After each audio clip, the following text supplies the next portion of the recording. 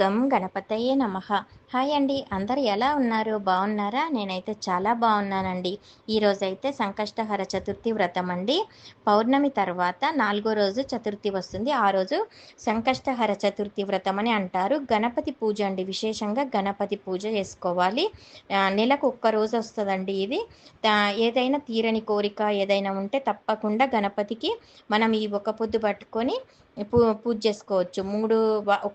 ఒక్క నెలైనా 3 నెలలైనా 5 నెలలైనా అట్లా మనకు ఎట్లా ఇష్టమైతే అట్లా అన్ని నెలలు మనం ఒక్క పొద్దు ఉంటాము. నా కోరిక నెరవేర్చు తండ్రి అని మొక్కుకొని ఒక్క పొద్దు ఉండాలి.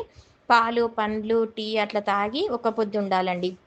సాయంత్రం అయితే మనము వంట చేసుకున్న తర్వాత కొంచెం పక్కకు పెట్టి దేవుడికి నైవేద్యం పెట్టాలి. సాయంత్రం కూడా పొద్దునలాగే దీపం ముట్టించి హారతినిచ్చిన తర్వాత నైవేద్యం పెట్టి, తర్వాత చందమామ వచ్చిన తర్వాత చందమామకు కూడా నైవేద్యం చూపెడతా అండి నేనైతే.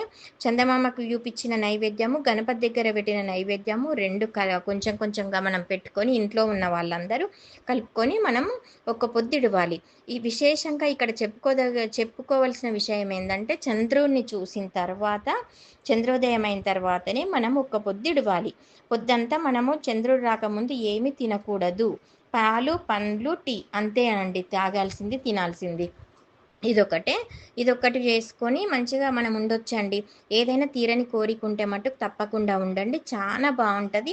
నా పూజనైతే మీరు చూసిర్రు కదా, అభిషేకం చేసుకున్నాను, దీపం ముట్టించిన, ధూపము నైవేద్యము, పాలు పండ్లు నైవేద్యం పెడతా అండి ఎప్పుడైనా కూడా. ఇవాళ కూడా పెట్టిన.